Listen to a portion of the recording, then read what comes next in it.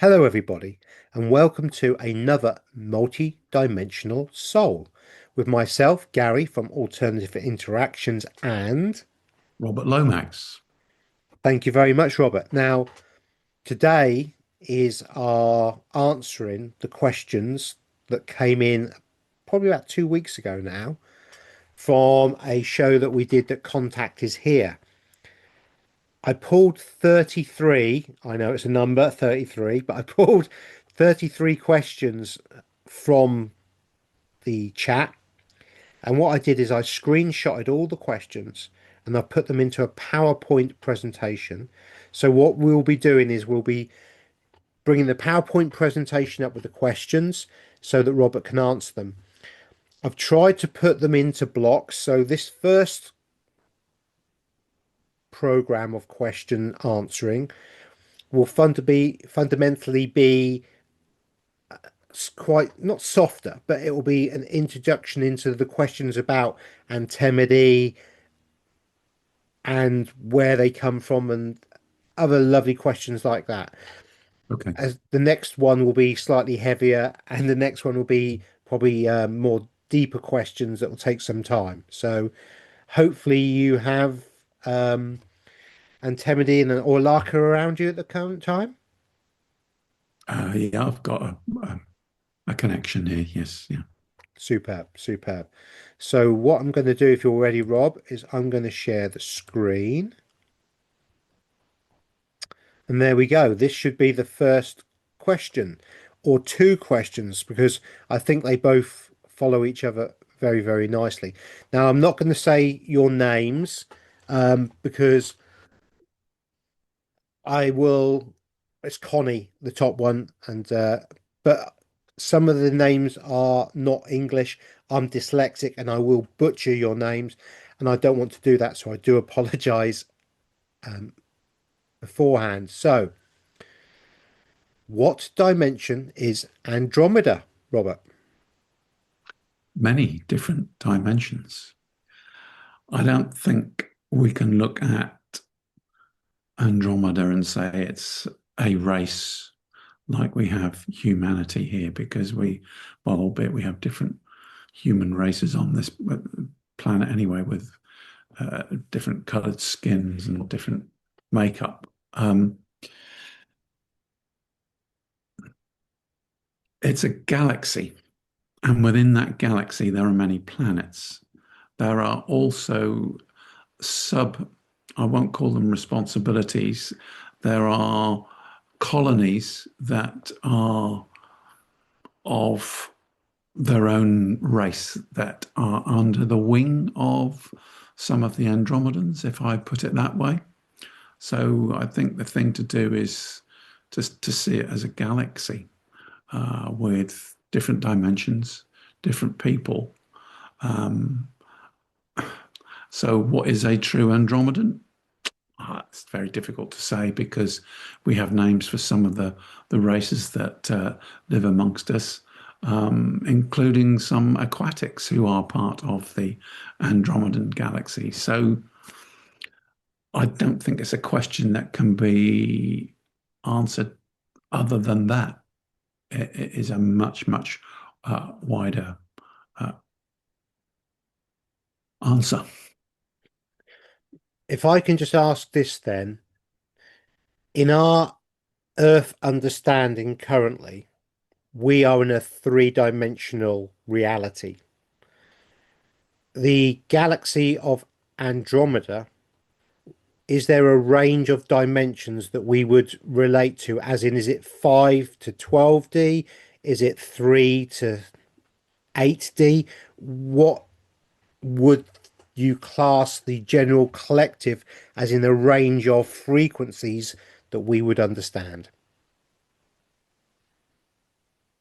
Many of the same dimensions that exist within your section of the universe. So we do have three-dimensional experiences for some races.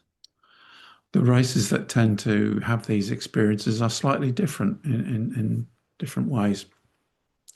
It doesn't mean that one race can't progress or be involved in a different dimension or have contact. But you can have a third dimensional reality where the awareness of the individuals is much greater, where that third dimensional reality is not manipulated. So there would be a big difference. There's nothing wrong with a third a density vibration. I think you're coming at it from the perspective that yours is a manipulated one, and there's so much wrong with it that casts a shadow over what you might consider other third dimensional realities to be. But each of the dimensions has its own vibrations, you might say, own limitations. But we wouldn't see them as limitations because what you can experience on a third dimensional planet in terms of sometimes the emotional and visceral way, the detachment perhaps from the fullness of soul in quite the same way allows experiences to be different. Whereas by the time we move up into some of the other fifth, sixth dimensional realities and above, the interface is different. Certainly, you can see that the understanding of multidimensionality, the ability to use our minds and physically move into another dimension, that when we're in that dimension, it's no different than when we're in our own, to the extent that we would appear to others. It's a point of focus. Where you appear in your world is a point of focus. It's part of a hologram. You've got a mental connection, emotional consciousness, soul connection with that experience. So if you view our lands, some of our higher dimensions, if we call them that, we will see you. You don't need a body as such. The body is your energetic body, which we can interact with. The fact that you may not know much about it, or that there's a limit to what you can bring back in terms of your consciousness, that is another matter. So again, there's a wide variety of experiences and expressions. Okay. Okay. So what I'm getting from that fundamentally is our hang up on dimension is purely one because our dimension is controlled in a way that's not fluid, and actually dimensions don't really matter. And that's how I personally feel, that dimensions don't really matter. Would that be a good synopsis of what you just said? Yes, because it's about a soul choice as to what soul wishes to experience. Sometimes it's possible to have what you might consider a retrograde experience. But if your soul feels that it requires a certain experience, there's nothing to stop it having that, even if it is on a what you might consider to be a lower dimension. How could you have the experience of overcoming pain or suffering or oppression unless you're in a position where you are oppressed? But then that's a soul choice, and there are many souls that don't choose that kind of experience. There's no judgment, they shouldn't have to have every single experience. It's complete free will at all levels of the soul in that way. Lovely. Lovely. So moving on to this with grounding lovers question. What kind of body physical reality do you eat, drink fruits, etc.? Are you breatharians or how do you get your energy? Do you exercise? Take the last one first.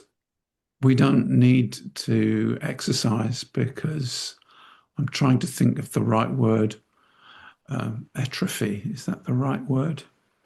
Uh, we, by non-use, our bodies do not degrade.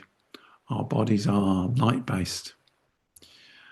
So they can't degrade if we are constantly filling our bodies with light. We emit it, we absorb it. We are, in fact, light in any event. So that's the way we see our bodies. That's the way our bodies are. So we don't need to exercise in order to maintain our bodies. Our systems are different. Our systems are energetic. Our communication is completely telepathic. We do have mouth parts. We can speak. We can explain and do things in lots of different ways. We can project images to people, unlike Robert, who's using his hands a lot. We can just project an image. See what he's doing? Just project an image. So it's a jump in perspective, trying to understand what it's like.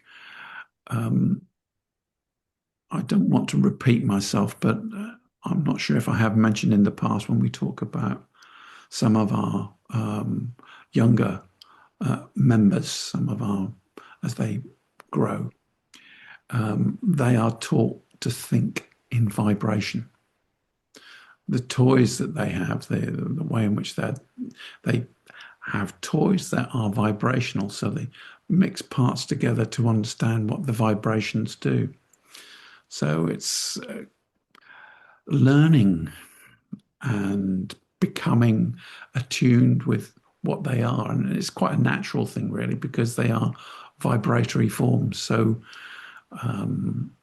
we don't have the need for sustenance in the same way.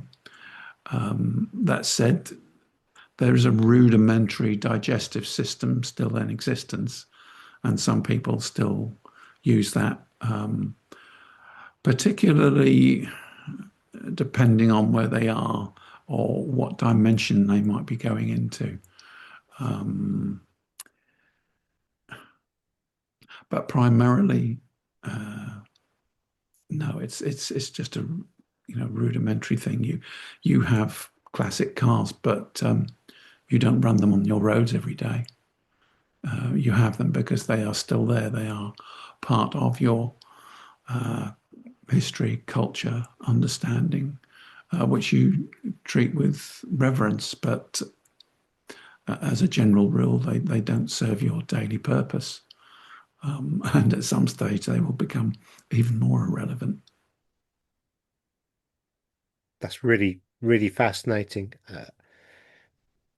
I suppose one of the questions would be, and I'm taking a leap here because I don't think this question's been asked, but it's something that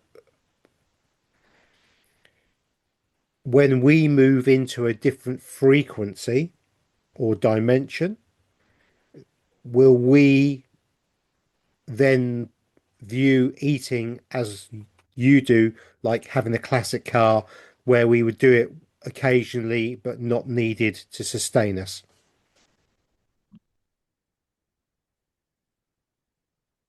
That depends on how you perceive the time that it takes for your new light bodies to come on stream. We've said there's certainly no judgment about what you eat, and that there are much higher connections between the food that you eat, the consciousness of the food that you eat, and yourself. So that's why it's important, even when you are eating your food, that you are aware of where it comes from because of the energy and the consciousness that it has, whether it's been treated with respect.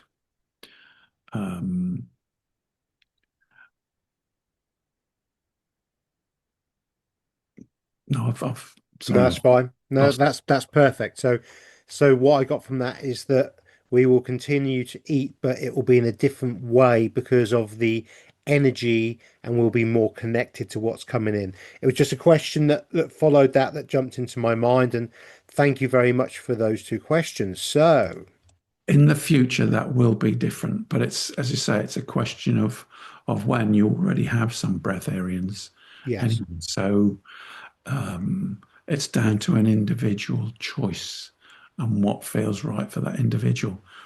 Can't give a carte blanche. This is what you will be doing.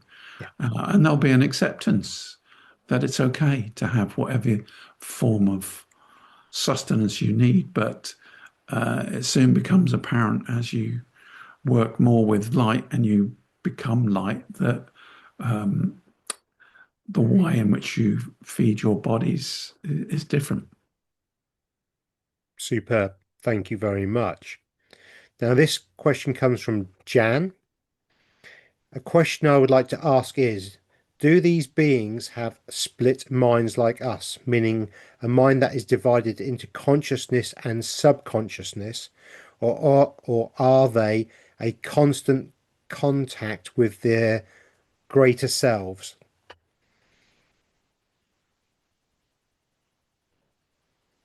We have levels of consciousness, though I'm not quite sure how to explain the word level, that it has got judgment to it. Our subconscious is fully known to us.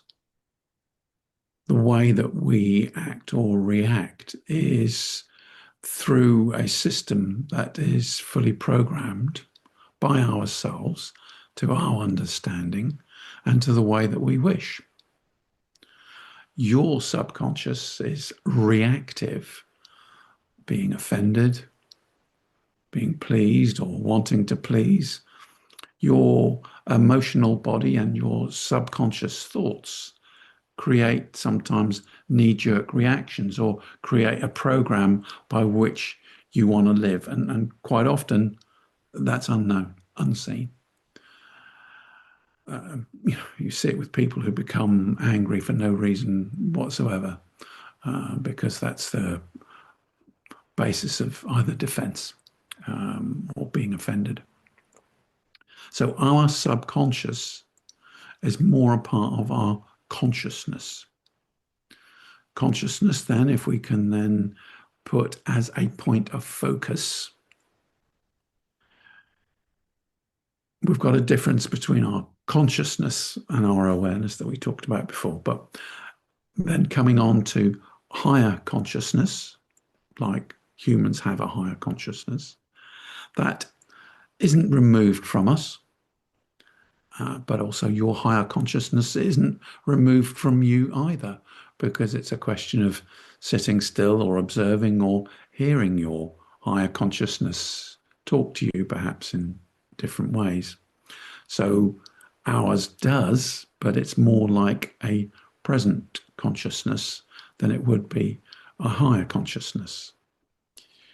As for different vibratory levels of consciousness, we then kind of move away from the idea of self as well, because we've got the consciousness of the universe, consciousness of planets, whereby there is a consciousness that is not attached to the sense of self. And as I've already said, our sense of self is different. Ours is a community self where we love others foremost. And so the feeling that we get back is being loved by others foremost. So we don't do something in order to get a return. We just do it because that's the way it is. That's just the way to be. That sounds prescriptive, but it's not. We don't have this subconscious, these desires directing us what we should do in our daily life, how we should organize things, the nuances. Some people describe us as slightly unemotional. Um, I think that that is a description, a perception from somebody that could be over emotional or not really understanding what their emotions are. Very interesting. Something that came to my mind while you was talking about physiology, okay? The human brain is fundamentally in two halves, left hemisphere, right hemisphere. Is your brain of a similar twin design, or is your brain one whole unit? Looking at fit, I know it's a strange question, but it's just something that jumped into my mind, which is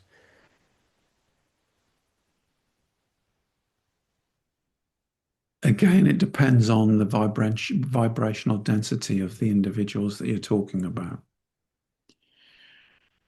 Some, the physiology isn't there in the same way. You see, your brain functions your body.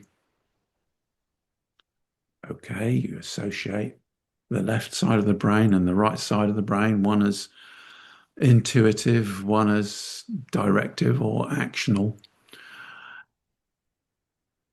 But it's the energy and the consciousness that exists within that material. That material is made up from DNA, it's electromagnetic. What is its real form? Is it the grey matter? Is it the electromagnetic inference on another level? Depends at what level you're actually looking at your brain, but it is a function in part for your body. Do you assume that you think through your brain? Because your eyes are in your head, you think through your brain. Your consciousness is omnipresent, it is everywhere. And because you've got these chakras working in those points, your throat, your third eye, your eyes, the appearance is with your thinking process, that your focus processing is here around you. So our brains and other brains of individuals, depending on the dimensions, depends on the kind of body that they have as to what they need for the function of that body. Some bodies are actually quite plastic. Some bodies are light bodies, in which case that another higher dimension they would be just pure light. They would not have a brain as such. It would just be light functioning. So the split in the mind is in part a replication of the need to see things in terms of relativity, to see things in terms of one thing to another thing. But and it's for thought separation as well. But then again, I've already said that it's electromagnetic in any event. So, you've had these experiences where someone might be without half a brain, for example. They've had an accident. Within a few months with proper treatment, they come back to full functioning. So you can take from that it's the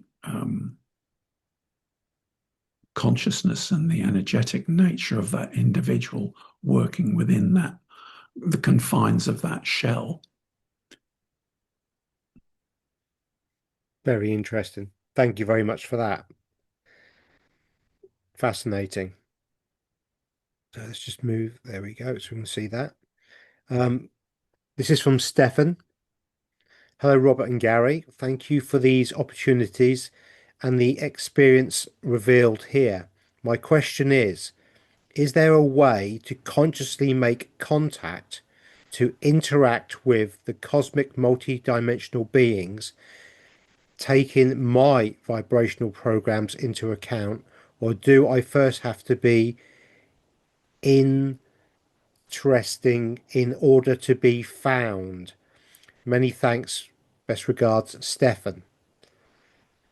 Okay, understood. Stefan, everybody is interesting. Is that your perspective on life? You see, we can, like you, if you look at the questions formulated by someone, it tells you something about the individual concerned. So here we are with you saying, do I need to be more interesting in order to be found? Am I not of sufficient something in order that I should have contact? Of course you are. All souls are equal. All souls are having different experiences. So there is nothing about your essence of being that is prohibitive. You don't have to change who you are. Your vibrational programs. Yeah, to an extent, it depends. I mean, if you have very, very negative thoughts about people, if you have lots of hang-ups, lots of dislikes, if you don't try to understand people, if you don't let things pass, if you become very, very ingrained in the 3D fighting element of the world, well, then your vibration is going to be a little bit different. What that means is your interpretation of the information is going to be based through what you think and what you feel. So therefore, your filters will filter out or superimpose some of these subconscious thoughts that we talked about before. And that's the way in which the energy or the information comes through to you. Cosmic multi-dimensional beings. You are one. You are a cosmic multi-dimensional being.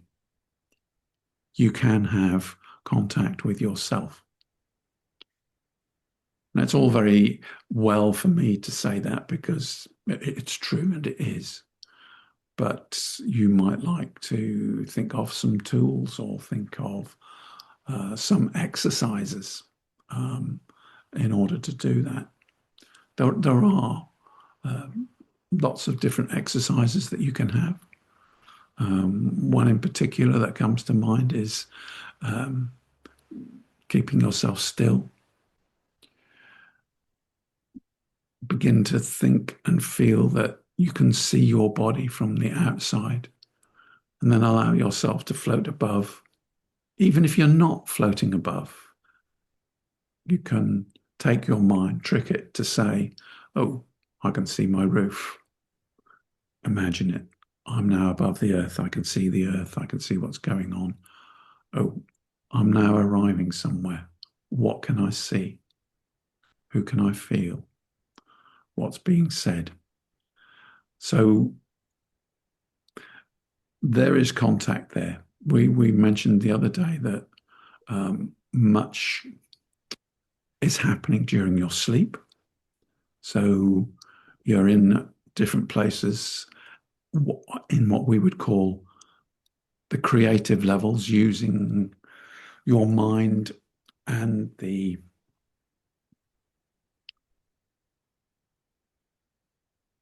all possibilities within the isness to create possibilities that you then experience. And as I forcefully might have said, just remember you're having an experience of what it is that you've already created.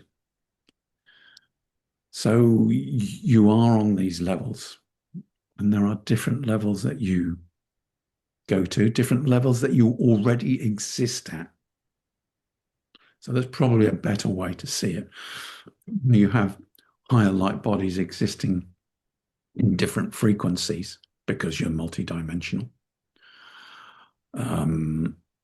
But you're also able to see other soul expressions within that multi-dimensional aspect of your soul anyway. So it's a question as to what's comfortable for you to perceive. So you are in contact. You're not stopped from being in contact.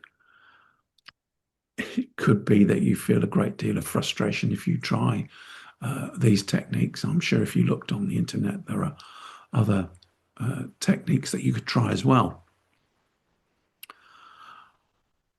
But despite all of that, knowing that you are is one thing. You do not need to search for it. You're not lacking. So if you get anything from this, it's to know that that's who you are. You're not lacking anything. Even if you feel you are lacking it, that is the feeling of lacking and the experience of not having that fullness of contact that you might wish.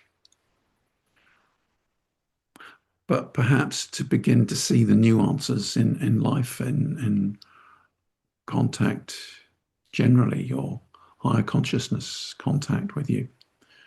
But if you do this on a regular basis, you meditate or try to access particular points that you go to at the same place. You could take yourself to a hub or a spaceship. You could imagine sitting with other people in an arena, listening to a lecture, with a seat with interactive holographic equipment around you, which shows you pictures, gives you information. So, yeah, by all means, focus on something like that. Allow your mind to go there. And as we said earlier, when people put their focus into something, we can see them. We can see where their focus is, and we can see their energy. We can see that individual because you're individual vibrating energy. What is a body? What do you consider a body to be? We would consider a body to be energetic. It's just a question of how that energy expresses itself as a body, or how we as individuals are able to interpret that energy as a body, or in the form that suits us as well. So sorry, it's a rather convoluted answer, but it's a bigger question than perhaps initially perceived. Very good. Thank you very much. Very good question. Very good question. So, Neens, another question. I'm really excited about our galactic future here on Earth, meeting our galactic family in person. This may be many years away, so is there anything I can do individually to have contact experiences on the personal level? Very similar question. And perhaps we could look at more the galactic future here on Earth as meeting physically our galactic family. Is that going to come in? Because you've kind of answered some of this question already. So I wonder if we could look at meeting our galactic family in person, please. There will be contact. There will be, within the next few years, there will be what you consider to be physical contact. Mental, emotional contact is already here. As Robert, as Andromedan Robert, he is now aware of other intergalactics standing around. They have come in primarily because they are part of the question. It is a focus It is an energy. Are they here? Are they not here? Because you cannot see them. And I see their energy. If I were to speak to them individually as Antimaty or Robert in the same a difference, they can each show us, and they're showing me now different aspects of the universe where they're coming from. So galactic connections, interdimensional connections are already here. But in terms of what you consider to be physical contact, yes, it's coming in the years ahead, not so far off. And it will be in odd places with individuals, perhaps not expecting it, perhaps just bumping into somebody and thinking, oh, they're slightly different. What's different about them? And engaging in a conversation with them. So there's different types of awareness, some with the drum rolls, some without.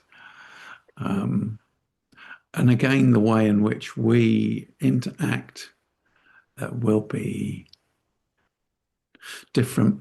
We will have vibrational, not so much suits, though we will have those suits, but we will have vibrational equipment that makes us appear more compatible. Because seeing us is one thing, understanding what we're saying is another matter. Furthermore, you have highly emotional bodies, and the light that we have within us will and can interact with your light bodies, exciting them to not necessarily a fever, but to become more emotionally engaged rather than a point of focus or an awareness engagement. It could be an emotional, physical one, because of the way that our light exists. So we have devices that change our vibration that we exude, so it will be more compatible with yours. So we won't feel so different. We won't. It's like the experiments you have on Earth. If somebody has a fluorescent tube and they hold that fluorescent tube and they walk underneath pylons, that tube will glow because of the waves and magnetism around those pylons. So our energy would affect you in a similar way. It would, it would overactivate certain centers within you. Very, very interesting, fascinating. I'd never thought of it like that, never looked at it like that. So, very good question. I know two are very similar, but two very different answers. So, very good. This one's a little bit longer from Kim. Please tell us about your soul collective or soul collectives in general, if I may call it that. Are there more Emanations. emanations, so thank you very much, from the soul of Robert, Intemidi, and Orlaka that we haven't heard about or from so far? And certainly there, I know the answer to that one. Do you know they are aware of them? Are they aware of them? And how many emanations, incarnations might a soul choose to emanate? Might a soul choose to emanate more than one incarnation at the same time? Dimension, space. Some talk about twin flames. Um, am I thinking about the concepts we have about reincarnation, past lives, parallel lives, multi-dimensional lives, all that sort of thing? Might Robert's group have tips for how we can contact our soul group? We've already gone through that one already, but very interesting about, are there more of the group that you multiverse with, Robert? And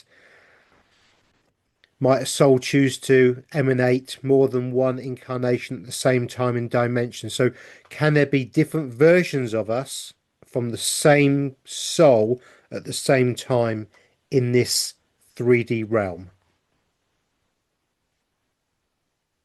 Yes.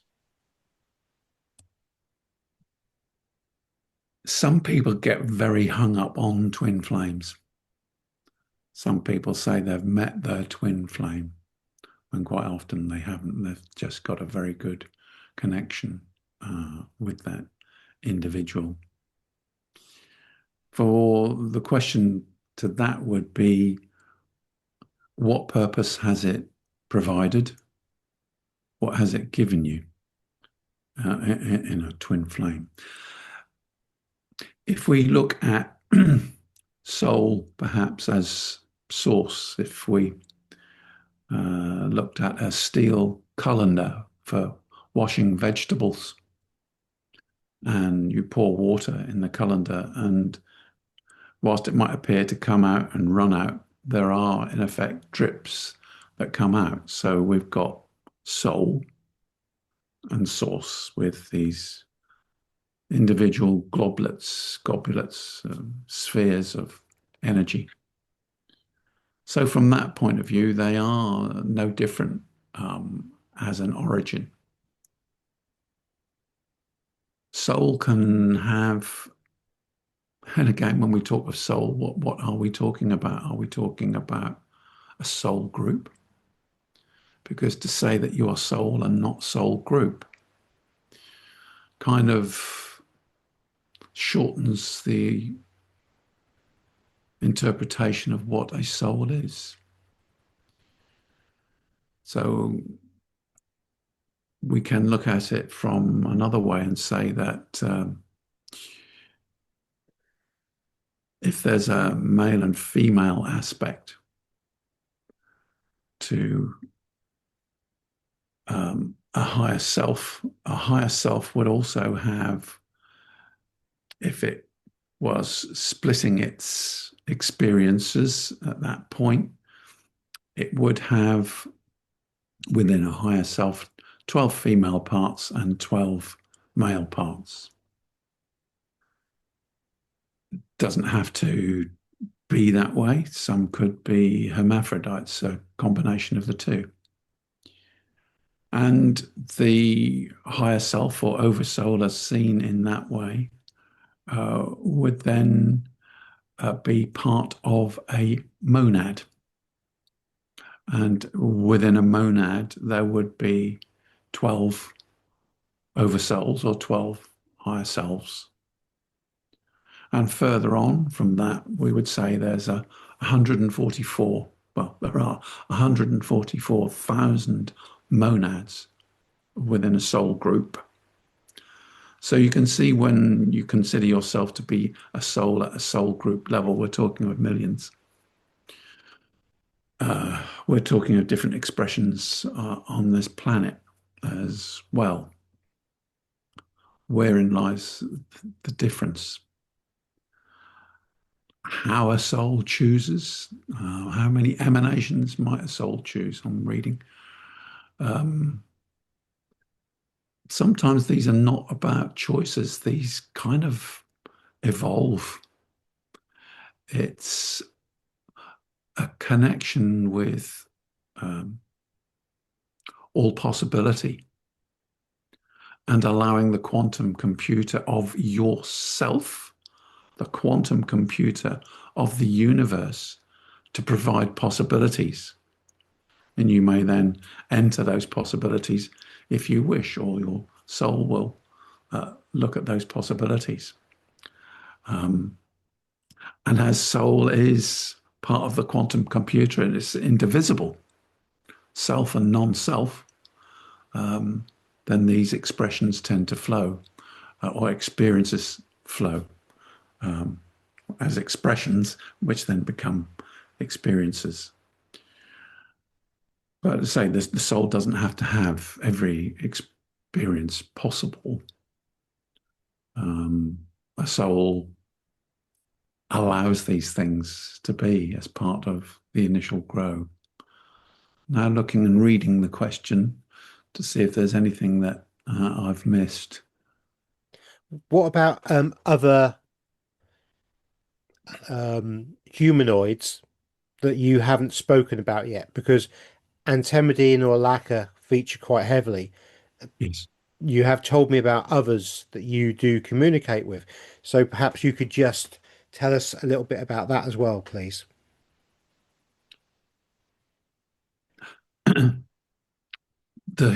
I think I've already said the humanoid program is a universal program.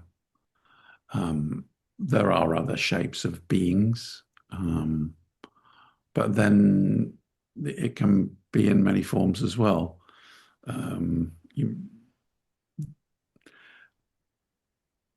When you look at some of the other animals, you can see that they might have four legs, that others that even in the bird or the reptile world that what were once mandibles and hands then became wings. So body forms have adapted programs in that way. But yes, we have many experiences within our soul, as do you. I mentioned aquatic. Robert is familiar with someone called Trito, who talks in clicks. But of course, when we're with him in his presence, we understand what it is that he's saying. He has experience. We have shown him other life forms with bodies that are able to physically move the body from one dimension to another. So they would be not just the energy, they would be a physical form of energy as well as the energy, if I can make sense. So they wouldn't have perhaps bones. Well, they don't have, the particular one I'm referring to doesn't have bones. They have fluid chambers. And so they don't have a blood system. It's an energy system. So I suppose if you could liken them to balloons that get blown up with energy so that the limbs move like pneumatics, but there is no fulcrum. There is no point where a muscle acts on an end point in order to move it. It's a series of vessels that become energized, pumped in a certain way, but not with a heart, but with energy. Other bodies that we've said, which are energetic more in their form than anything, they do not need to breathe. They do not need anything. The way in which they function with their surroundings. So they are more able to blend with the universe, with planets, with other life forms. So soul's experience in that way is another expression. You might say, is it a soul self experience? Yes and no. We come to this difficulty where soul is perceived as self, as part of you, part of a self, part of a being that has many experiences on different levels at the same time, because time doesn't exist in quite that way. But it's the acceptance that you are non-self at the same time. Um, Accepting your multidimensional nature, your soul expression, and the fact that you are the universe, you are this non-self individual. The universe isn't self. I mean, planets are entities, and there are parts of the universe that are entity. And we have, of course, the universal soul, as we would call it, which you are. So if you can imagine how big that soul is as a description, not the origin, well, yes, the origin of soul, as we explained in the origins of soul. So, yeah, we're perhaps taking you down a rabbit hole. Yeah. So fundamentally, there are many, many different humanoids that you can come into contact with, multi-self with, or multiverse with, and have conversations and different outlooks and different ways of viewing things that our limited perception in this current 3D body and realm allows you to do. Absolutely. And different ways of thinking. We took Robert to meet a group of mantoids. Now, there are different groups of mantoids. This particular group, we took him to show him different ways to think, different ideas of self. So they had a hive mind. They shared their thoughts, they shared their feelings. But what they considered as perhaps soul choice was different. They didn't feel the need to have negative experiences in order to learn from a negative experience. This particular group didn't feel they had anything to learn from negative experiences. So, as we say, all things are allowed, and that's their choice. But Robert found the interaction most unusual because he felt them, as it were, clawing through his mind, that his mind was a part of theirs and it was being shared. That affected his sense of self, which he had to be challenged with. But he didn't need to defend himself against that inquiry, that joining of minds in that way. But as souls, I know I have already said that we use the quantum computer of ourselves to create probabilities from all possibilities as a way of creating experience. Whereas these mantoids that we talked of had a slightly different way. They had what they considered to be such an open gate to what was possible. They even, well, okay, it's possible for humans to do similar things as well, but they had a consciousness that allowed everything, including anything that they'd done before. Even if they'd learnt from it and they didn't need it, they just allowed everything. There was no holds barred on anything. And so some humanoids consider that that is a very, very open way in which to be, that there's no restrictions. But from my point of view, and from many of my fellows, that's not a way that we would wish to be. Because we use discernment perhaps alongside openness and all possibility. And so therefore our soul expression is slightly different, but they are part of soul. They act and interact differently.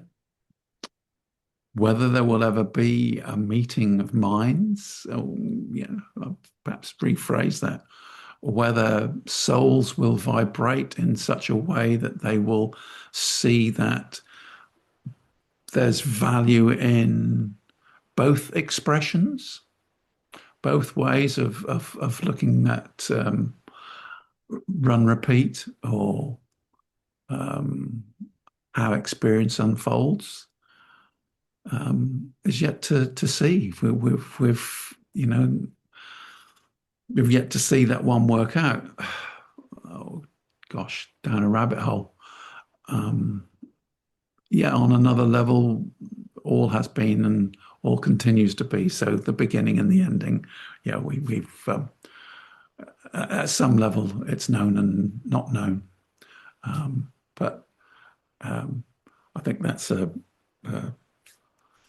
contextual paradigm, probably like 3D chess, using different dimensions at the same time. Very, very interesting. And certainly something you brought up about the 12 and the 144 and the 144,000 is something that I will be exploring with Robert in a future show because it links into some of my research that I've not even spoken to Robert about yet. So there we go.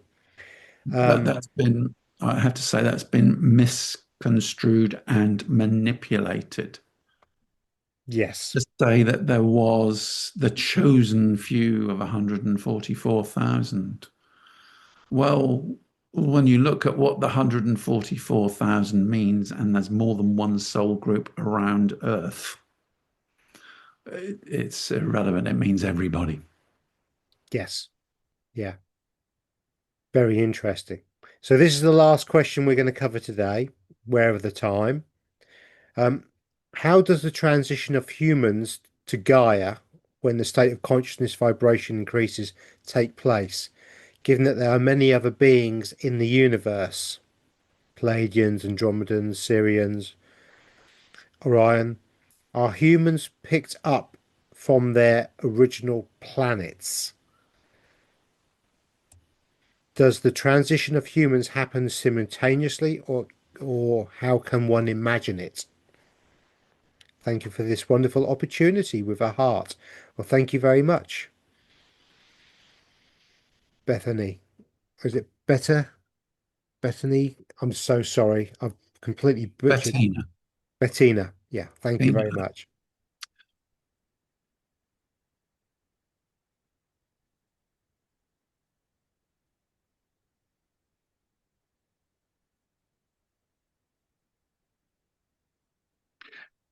If this is referring to the upgrade, and I take it what this is the question that's referring to transition. The Earth itself will vibrate at a different level. The Earth. So as your consciousness changes and the way in which you perceive the world changes, as we said, 5D existing inside 4D alongside 3. Getting to a point where three-dimensional consciousness can no longer function. 5D consciousness becomes the norm, and all else does not interface with it. So it's a program of interphasing.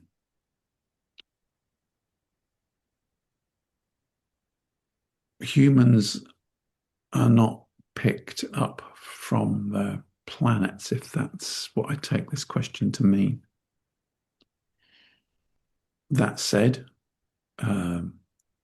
some of those that vibrate at 5D will decide that that's all they needed to be here for, and they will transit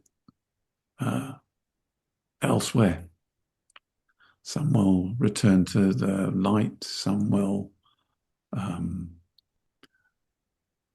become aware that they are a different being, but they will perceive it from the perspective of the other being, allowing their human form to come back to them.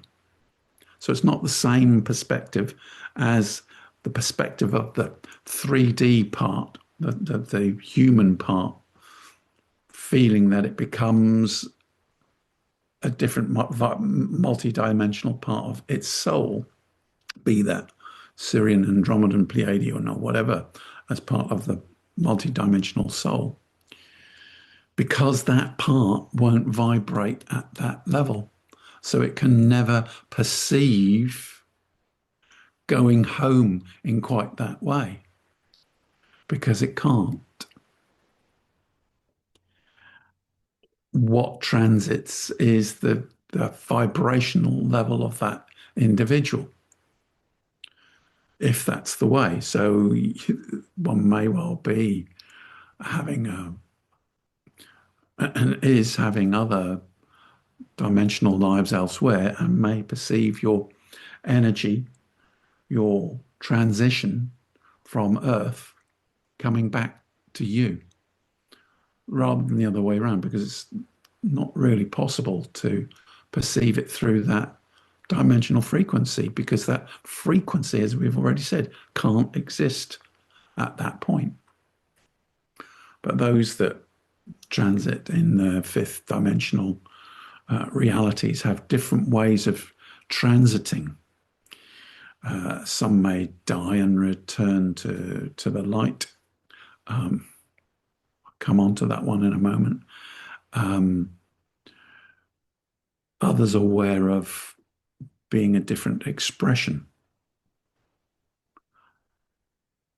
I think I became aware of another question which talked about the existing manipulation around your planet, and much discussion about false light, much discussion about being drawn back into the matrix of your world and not being released from it. So false light.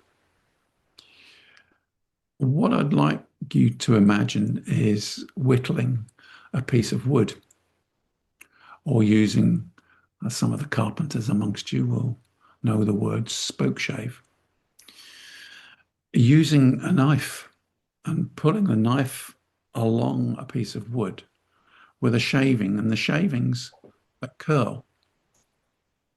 So what you have, in essence, is a piece of wood with a bunch of curly shavings still attached to that piece of wood. So the main piece of that wood, we would liken it then to a return to light. But there are, or have been more so, and it will be different as things change. There are consciousnesses that have been manipulated. So thought patterns that are attached to the manipulated consciousness, because that's what we've already described. You already accept that's what your 3D mind, 3D consciousness is. It's corrupted and constrained. So that consciousness is attached to that 3D element. So it's only in the past, if we call it the past, if we use it that way, where consciousness has seen itself attached to that program, that when, as a light body, one decides to reincarnate with all the best wishes in the world, with all the desires to change your soul experience or transmute, there are the coils, we can call it, of your soul's consciousness that are connected to the manipulated constructs. So that's where the connections are. And when the number 7 is mentioned again, that's to do with what Gary has eloquently talked about in the Chris Code, where we talk about, or it's been known that you've got generational karma, oh, horrible word, energetic energy return. And in the past, you've known this as that's usually 7 cycles, sometimes, of incarnations before certain attributes of your soul group, parents, siblings, much wider, also, where as an individual, you'll be working through that energy. So it's quite often referred to as a 7 cycle process of expunging those controls within the consciousness. So this fits in with the control in the Fibonacci sequence, and it replicates it at that level. So don't get hung up on people who say, when you return to the light, make sure you don't go off in that direction. If you return to the light, whatever consciousness that is attached, whatever thought processes, consciousness is attached to those levels, will remain at those levels, because it's a vibratory level. There are other ways of looking at that consciousness, in the same way one looks at 3D consciousness, that what's left behind, that there can also be choices not to go back. There's no need to go back and retrieve that consciousness, because it's a program. Why do you need to retrieve that program? That program is relative to that realm. So if your energy return by what you've worked through doesn't need to, and you've done the transmutation that you need, you don't need to put energy back into another negative control process, the same as what the Mantoids had said, then you don't. So it's still also a matter of choice. And when it then comes to what we're talking about for evolution, higher vibrations, how your bodies work, how they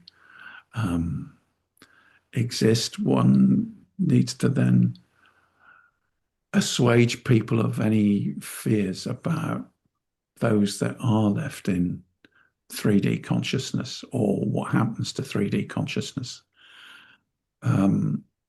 3D consciousness will ultimately run out of energy unless soul is attached to 3D consciousness.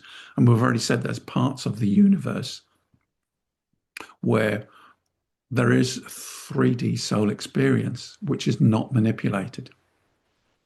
So it's still possible for soul to have 3D experiences without manipulation. There's no need to have that experience, and in fact, not only have the experience, but allow that manipulation to spread further like a fungus and affect other realms in slightly different ways, and other outcomes on timelines. So, yeah, see it not as self, see it as soul, see it as source energy, not the consciousness programs. Robert had some dreams that we gave him last night, or he ended up with dreams, and those dreams were left him with a sense that there were things that he'd forgotten, and that was the removal of certain consciousness programs. And those consciousness or subconscious programs were also attached to events. And once the consciousness programs are removed, he's got no attachment to those events. His timelines, his memories have changed. So he can't access the memories that were attached to those subconscious programs because that's what we're doing. That's what you're all doing at the moment. You're letting go of your 3D drivers and subconscious programs. And at the same time, there's other programs coming in, other thought patterns coming in, and these will then give the effect that things are changing. Or from his perspective, it was uh, seeing that there was a new past and seeing that there is a new future. Well, of course, there would be because you're perceiving it through a different dimensional vibration. So that dimensional vibration is looking at the past through that dimensional reality. In much the same way as we said about 3D consciousness can't perceive beyond itself, can only see through itself as to what's there. So even with all these wonderful explanations as to what's happening, you're still trying to perceive it through your current constructs, but it is a wonderful. That's probably the best way to leave that. Yeah, no, that's beautiful. Thank you very much, Robert. Very, very interesting, everybody. Brilliant questions. And I do apologize if I pronounced your names wrong. I do apologize. But there's many more questions to come that will fill in some of the gaps that are still to be answered. There's an awful lot, or there are some questions about the Fibonacci and that kind of stuff that we need to look into in a deeper way, potentially. And we will be. We certainly will be. But these are questions that have been asked already, and in the fullness of time, we will get to these questions and we will answer them. Today, I tried to put all the questions together, the bunch together that fitted in with the current connection with and introduction into more questions. And I hope that worked and it flowed okay. So, with that, everybody, thank you very much, Robert, for your amazing answers and your multiversing, your inner channeling. I don't like to use the word channeling, but your inner multiversing. Thank you very much. And before we go, everybody, please check out Robert's website, Facebook page, and YouTube channel. So much interesting stuff Robert's got on his website. Lots of interesting bits and pieces, links into his two books, and three free, as in no money to pay, PDFs so that you can read information as well. So, with that, Robert, thank you very much for this. Thank you for Appreciate you. thank you for your summations as well, Gary, because as I say, sometimes we try to keep the answers as succinct as possible, but they tend to uh, encompass more because the answers aren't a straightforward yes or no sometimes. So Yeah, thanks for your summaries, which are very good. Thank you. yeah, yeah. And referring back to the last question about as we move up and as we move forward, fundamentally, the filters that have been placed upon us will drop away and we will see more clearly. It's like having some sunglasses that are too dark in the evening. You can't see anything. And so it just be a new set of sunglasses. It will be lighter in the evening and you can suddenly see more. And then you'll be given clear lens glasses and you'll see everything. Everything will be gradual. Nothing will happen that will overwhelm us. It's not the point of it. We will start to see and perceive things completely differently. And as we do that, our vibrational frequency changes, and so the control mechanism and the constructs that we have around us will fall and no longer serve us. So with that, everybody, love, light, and blessings. Thank you very much for watching. There will be more Q&A programs coming up, but I should imagine the next one in between will not be a Q&A. It'll be a talk about something and then potentially Q&A, but we're not certain yet. So with that, everybody, thank you very much. Love, light, and blessings, everybody, and we'll catch up with you very soon. So it's goodbye Bye. from me. And bye from me. Bye, everyone. Thank you.